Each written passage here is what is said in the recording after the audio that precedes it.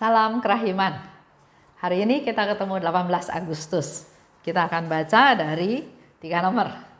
779, 780, dan 824. Kita mulai ya dengan doa pembukaan.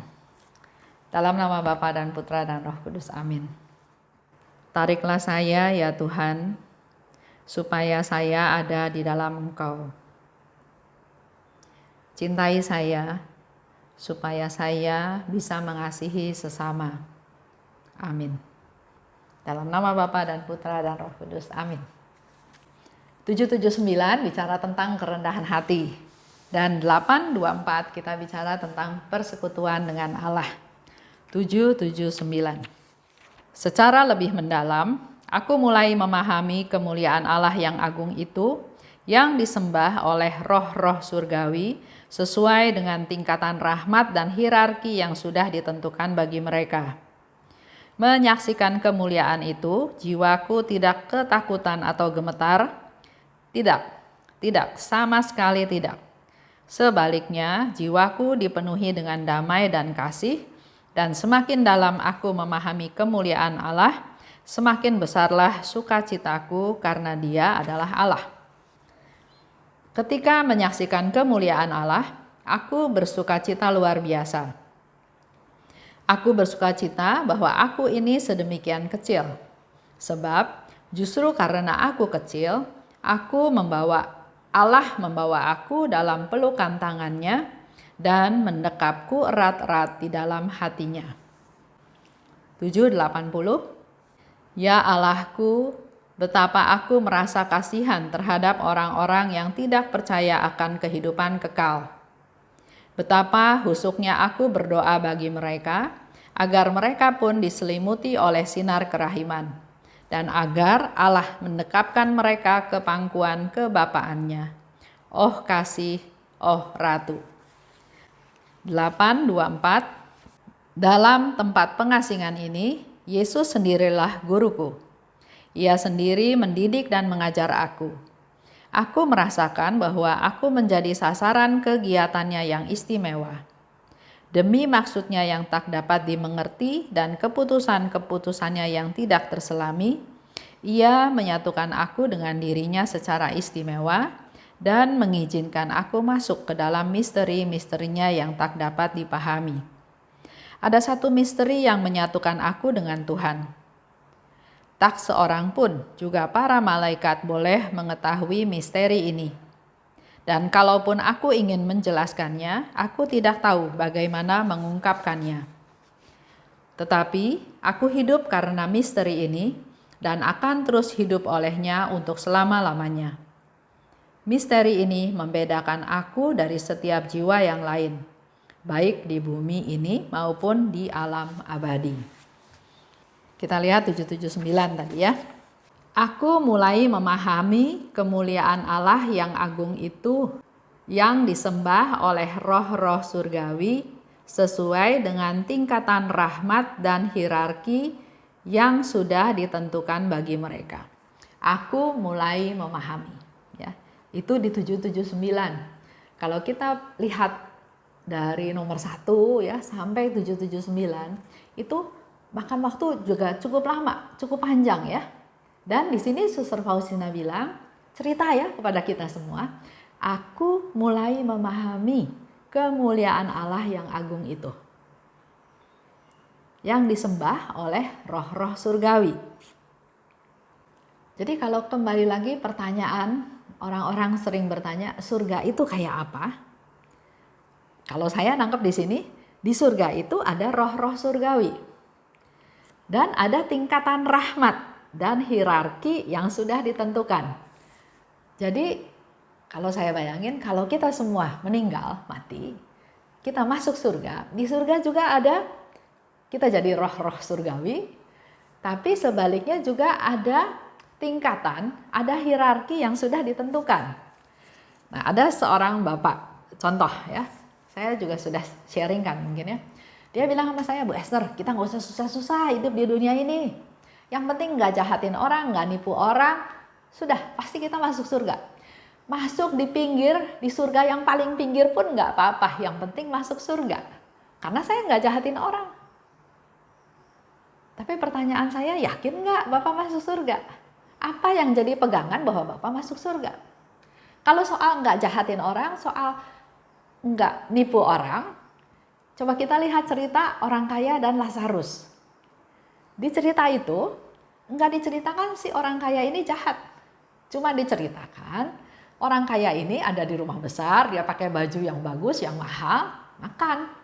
Di luar ada Lazarus pengemis yang akhirnya makan menunggu remah-remah roti yang dibuang yang ada di bawah meja. Itu pun kayaknya masih rebutan sama si anjing-anjing, karena anjing-anjing saking laparnya dia jilatin luka-lukanya Lazarus.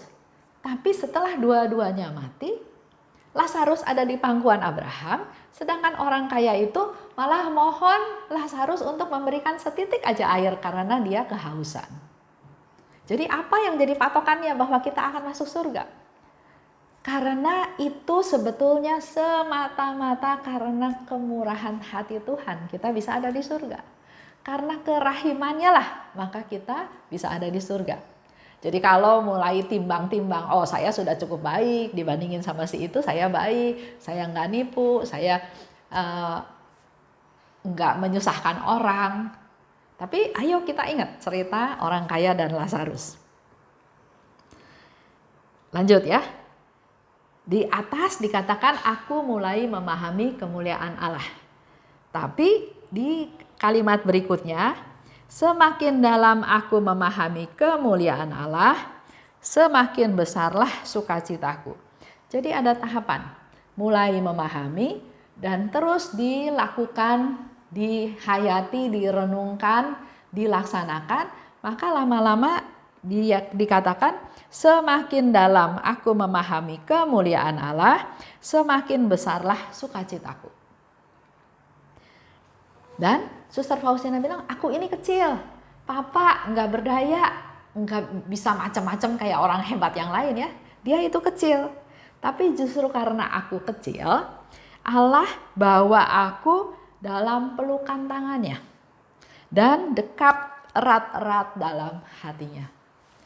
Suster Faustina bisa merasakan, memahami kemuliaan Tuhan walaupun dia kecil. Justru karena dia kecil, karena dia rendah hati, karena dia nggak berdaya, karena dia nggak sombong, itu ada di dalam pelukan tangan Tuhan dan didekapkan di dalam hatinya Tuhan. Itu satu gambaran yang Suster Faustina ceritakan ya. Untuk mengalami sukacita dalam Tuhan itu artinya ada suatu proses.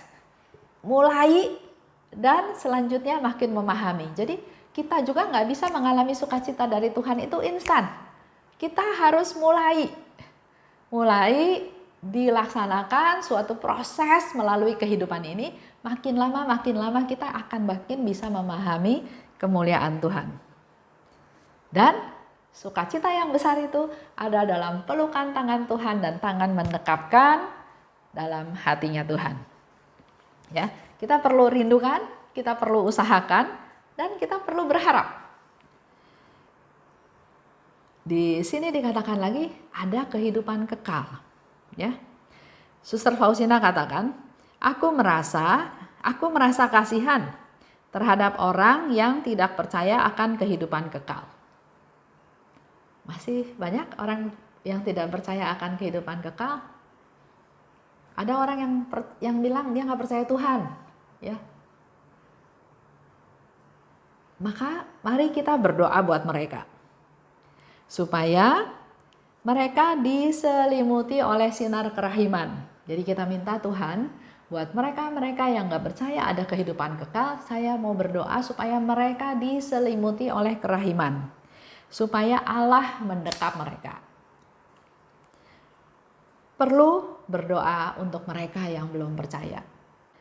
Nah, di 824, Suster Faustina katakan, sekarang aku ada di tempat pengasingan. Faktanya masih ada di bumi ya, belum ada di surga. Belum menikmati hidup yang kekal. Yesus mendidik dan mengajar aku. Aku menjadi sasaran kegiatannya. Yesus sudah bangkit ya. Suster Faustina masih ada di bumi, di di tempat pengasingan. Tapi di situ Suster Faustina katakan, Yesus mendidik dan mengajar aku. Sama, kita juga masih di dunia, Yesus mendidik dan mengajar aku. Dan aku menjadi sasaran kegiatannya. Kita sering doakan, Tuhan jadikan saya alatmu. Jadi sasaran kegiatannya Tuhan, Tuhan mau lakukan apa? Kita jadi alatnya, kita siap dipakai oleh Tuhan. Bahkan di situ di 824, Suster Faustina bilang, demi maksudnya yang tidak dapat dimengerti dan keputusan-keputusannya yang tidak terselami. Jadi Suster Faustina pun yang sudah begitu dekat, erat hubungannya dengan Tuhan, dia bisa katakan, demi maksudnya yang tidak bisa dimengerti, demi keputusannya yang tidak terselami, dia lakukan. Bandingkan dengan kita juga kan sering bertanya, Tuhan kenapa saya alami ini? Kenapa ini terjadi? Padahal saya rencananya ini, harusnya jadinya A, loh kok jadinya C? Hidup ini misteri, ya. Tapi kita berserah seperti Suster Faustina, meskipun maksudnya nggak bisa kita mengerti, kok terjadi ya? Atau keputusan-keputusannya kita tidak bisa menyelami kenapa ada keputusan tersebut. Tapi ia menyatukan aku dengan dirinya dan izinkan aku masuk dalam misterinya. Tuhan mengizinkan kita masuk dalam hatinya dan mengizinkan kita mengerti misteri-misterinya. Jadi misteri itu ya sesuatu yang tidak dimengerti ya, tapi secara bertahap dengan pertumbuhan iman, dengan kerinduan kita, maka misteri-misteri itu akan terurai satu persatu. Di sini Tuhan yang berinisiatif. Tuhan menyatukan aku dengan dirinya, ya, dikatakan tadi, ia menyatukan aku dengan dirinya dan mengizinkan aku masuk dalam misterinya. Ini Tuhan yang berinisiatif. Hal ini terjadi karena kemurahan Tuhan, karena belas kasih Tuhan, karena kepeduliannya Tuhan, karena kasihnya Tuhan kepada kita. Memang semuanya kembali lagi tergantung dari taraf iman, tergantung dari seberapa besar kita berharap. Seperti dikatakan, kalau pengharapan kita besar, maka kita akan memperoleh sesuatu yang tidak terbatas. Jadi kita harus punya pengharapan yang besar. Jadi PR kita, hari ini kita dapat PR 3 hal. 1, ayo kita belajar memuliakan Tuhan. Bisa dengan memuji Tuhan, bisa dengan berdoa. Di diary disebutkan dengan melakukan kerahiman, kita sudah memuliakan Tuhan. Belajar memuliakan Tuhan. Kedua, kita juga perlu hening untuk merasakan kemuliaan Tuhan. Kita ada di dalam pelukan tangannya dan tangan Tuhan membawa kita masuk ke dalam hatinya. Bayangkan sukacita itu. Kita akan merasa bersukacita karena kita dikasihi, kita ada dalam genggaman Tuhan dan Tuhan mendekatkan kita dalam hatinya. Dan yang ketiga, kita punya PR berdoa buat mereka-mereka yang belum percaya. Kasihan, ya. Kita berdoa buat mereka yang belum percaya kepada Tuhan. Belum percaya akan adanya hidup kekal. Kita melakukan ini semua justru untuk kita memperoleh hidup kekal. Kasihan sekali mereka yang harus hidup di dunia, tapi dia nggak percaya ada hidup kekal. Mari kita doakan mereka. Kita tutup ya dengan doa. Dalam nama Bapa dan Putra dan Roh Kudus. Amin. Allah Bapa yang Maha Baik, terima kasih atas pengajaran pada hari ini. Engkau mengasihi kami Tuhan, kami tahu. Dan Engkau selalu mau memberi yang terbaik untuk kami. Oleh sebab itu Tuhan, mampukan kami untuk belajar memuliakan Engkau. Selalu bersyukur dalam segala hal. Dalam hidup kami sehari-hari, dalam jatuh bangun kehidupan kami. Mampukan kami untuk bersyukur. Bapa, kami juga mohon rahmat-Mu supaya kami diberi juga waktu, interest untuk bisa hening di hadapan-Mu. Bisa merasakan kami dikasihi, bisa merasakan kami ada dalam genggaman tangan-Mu, dan Engkau mendekapkan kami dalam hati-Mu, sehingga kami bisa merasakan sukacita yang juga dirasakan oleh Suster Faustina. Dan tumbuhkan niat kami Tuhan untuk berdoa buat mereka yang belum percaya akan kehidupan kekal. Jamahlah mereka Tuhan.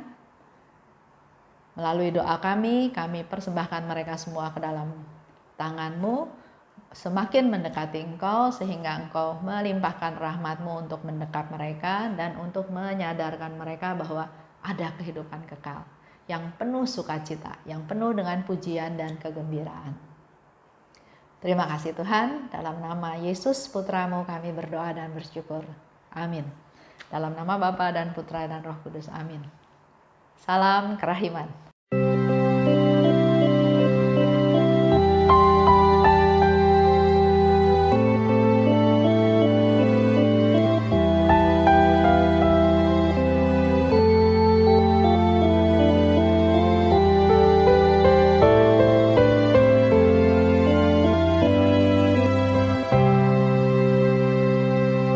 Syukur kepadamu ya Allah,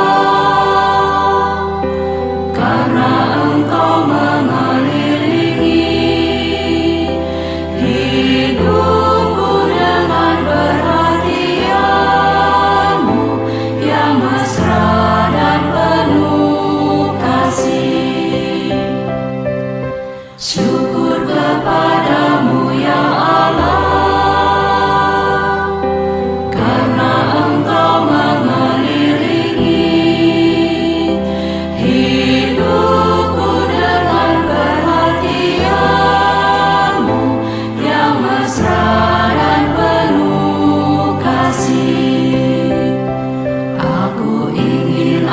seluruh hidupku selalu menjadi ucapan syukur.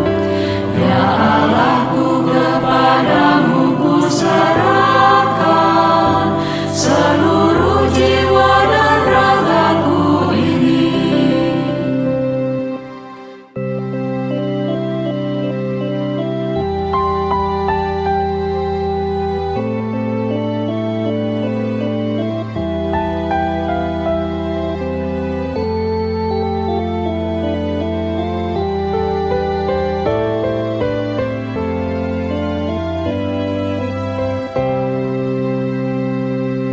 Syukur kepadamu ya Allah,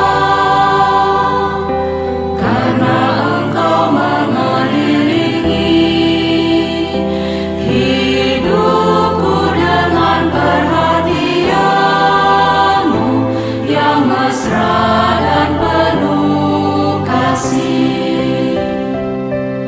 Syukur kepadamu ya Allah,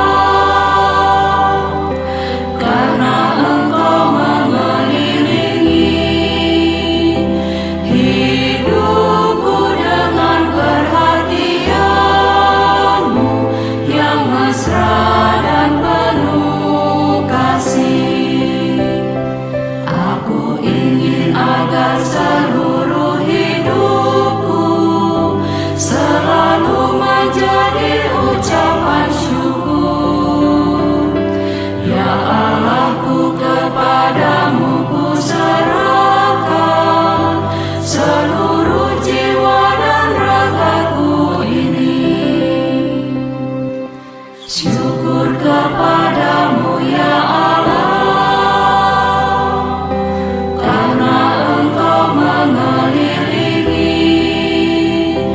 hidupku dengan perhatian-Mu yang mesra.